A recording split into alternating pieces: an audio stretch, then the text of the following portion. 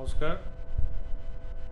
মঙ্গলের কয়েকটি বিষয় নিয়ে আলোচনা করেছি। মঙ্গল গ্রহ কার জীবনে কী প্রভাব ফেলতে পারে সেটা তার কুণ্ডলির ওপর, বিচারধারার উপর নির্ভর করবে।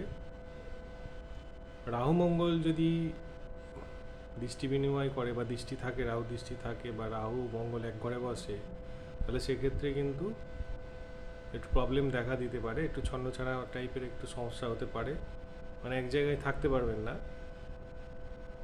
আপনাকে একটু সাইডে থাকতে হবে পরিবারের থেকে। এই ধরনের বিভিন্ন রকম সমস্যা তৈরি হবে যদি মঙ্গল ভালো না থাকে। সেই জন্য সেইটা পুরোপুরি বিচারধারার উপর নির্ভর করে আমাদের প্রতিকার একটু ব্যবস্থা করতে হয়। সেক্ষেত্রে কিছুটা কম থাকবে, কারণ আপনার কপালে যেটা লেখা আছে সেটাই হবে। যদি শুধুমাত্র পথ বলে দিতে পারে যাতে একটু কম থাকে বা আপনার চলার পথ সুবিধা হয়। নমস্কার।